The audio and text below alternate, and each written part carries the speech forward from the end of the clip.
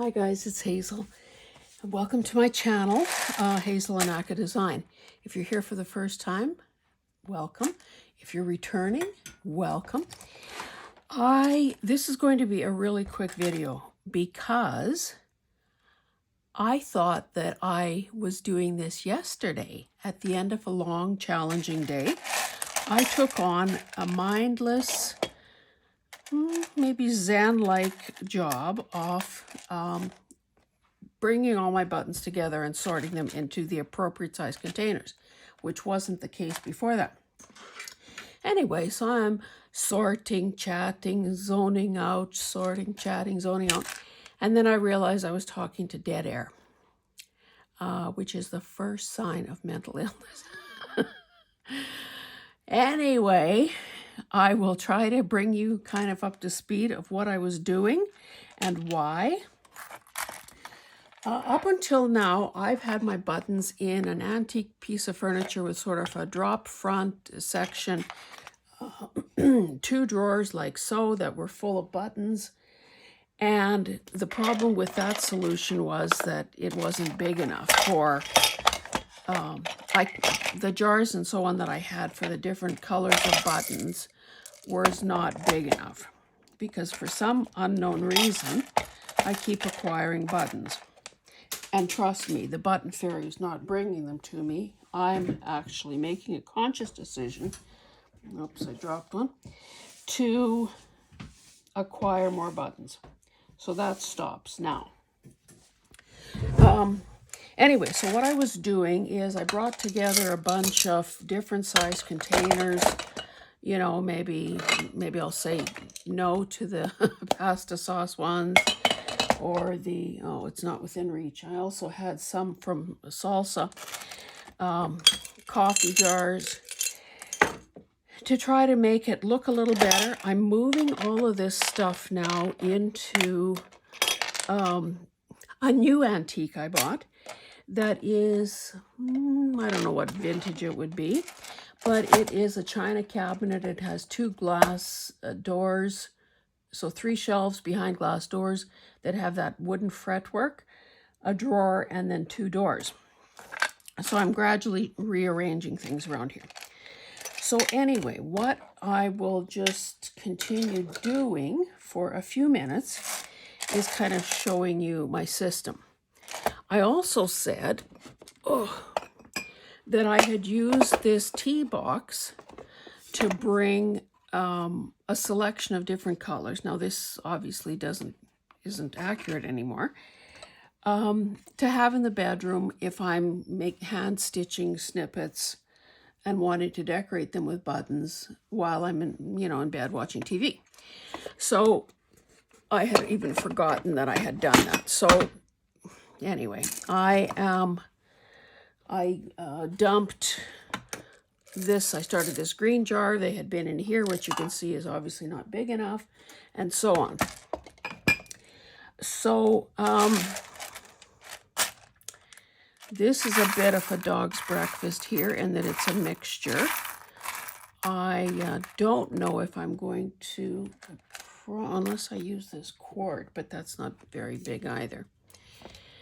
I don't think I have one container big enough for my black buttons, so I might have to be on the lookout for, oh, you know what? I might have something.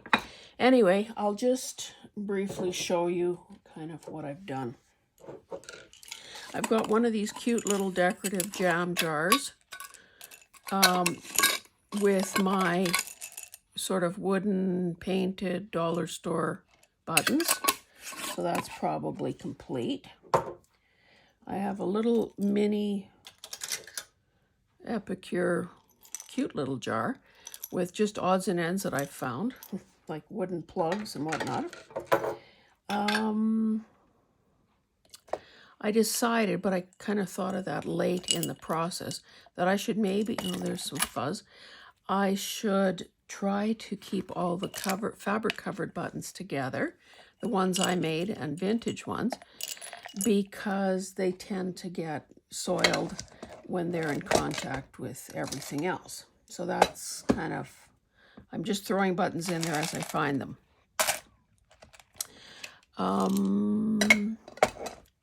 I started a larger container for my either gold color or metallic buttons. So these are plastic, but they look gold, so they are there. Don't think I have the cover for that yet. One thing, by missing yesterday's video, you missed me covering and uncovering these jars 100 times. A smaller selection of silver ones. Again, this is one of those jars where I couldn't quite get the glue off. Oh, here's a bunch of white and gray, and I have to go through those. What do I have here?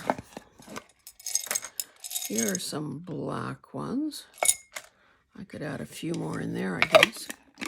Ideally, I would like to have, I mean, the basic colors like black and white, I would probably, you know, obviously I'm going to need more than one container of those. Oh, I have this. I did wash this yesterday, but I guess that, you know how sometimes, whoa, sometimes glass gets a film on it? That's probably on the inside. Anyway, I'm doing this work on a tray here on my work surface,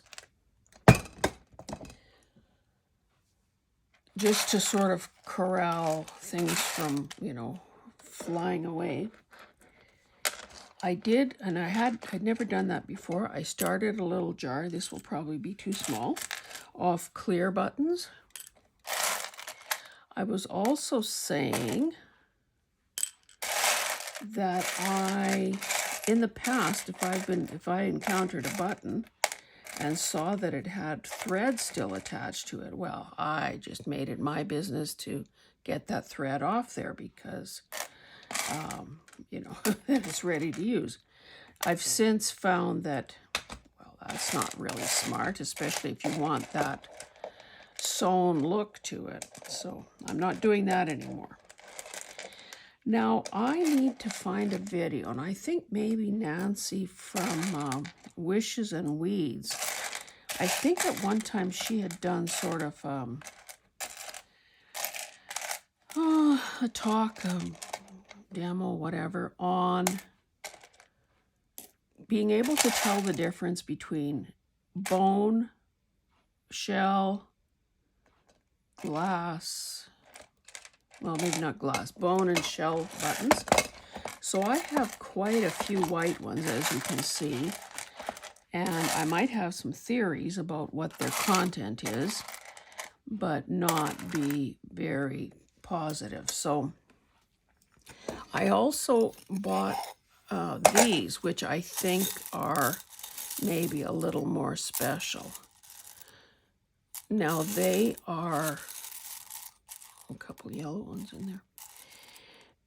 They are in this opaque, I mean, it's lovely, but this pottery thing with a cover.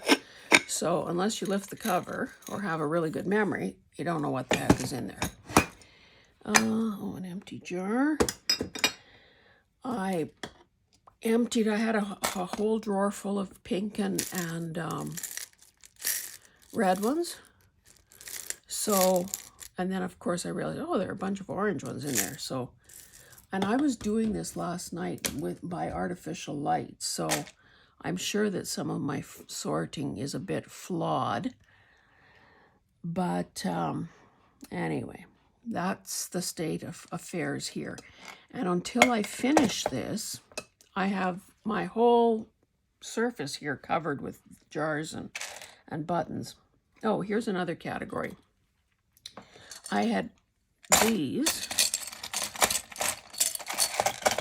which have buttons, either holes or a shank. They're just plastic, but they look like gears, mixed in with these that could actually be glued down as embellishments and used as gears. Now these are all plastic as well, but I will marry these up with my probably with my metal ones. So I don't know if I'm really going to do much more on camera because, frankly, I think you should be sorting your own buttons. It's great, but I mean, and it is Zen, and sometimes that's all the focus and attention we can muster at the end of a day. I also know from having, like these buttons, some I've bought, obviously. I've saved buttons my whole life. I've inherited buttons. I've purchased buttons. So, and of course, most of the time, they're just in mixed lots. So I remember a few years ago, it was probably during COVID, that I first started sorting buttons by color. And you would think, oh, that's a pretty straightforward process. Well, not really, because there are a lot of variations and, colors that could fit in more than one category. But better than a mishmash, like this. Mind you, those are probably all browns mostly. So the caution I would have is if you are doing this and, spending a lot of time at it, and I'm talking like hours, be prepared to slowly over time, oh, look at how cute that is. Slowly over time to just, and it sneaks up on you, sort of lose your mind and realize that, oh, you haven't blinked for the last half hour and you can't see straight anymore. And you start making bad decisions. So that would be,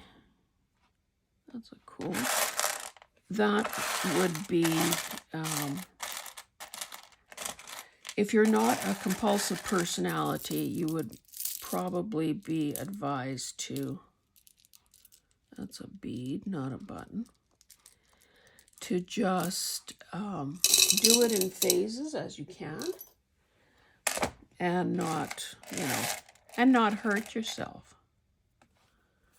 So I think I'm going to stop there because, again, all I'm going to continue doing is working on separating these and freeing up my table space and realizing that, hey, I can now work here again. So if you decide to tackle your button display, Godspeed, more power to you. Like I said, it's both soothing and dangerous, but I think that it will, in the end, make for a more efficient workspace and obviously a more aesthetically pleasing workspace. So thanks, guys, for joining me. If you haven't already done so, I would ask that you please subscribe. We are aiming for 500 subscribers for our first giveaway, and I need your help. Anyway, have a good day. Hope you had a good long weekend, and we'll see you in the next one. Bye.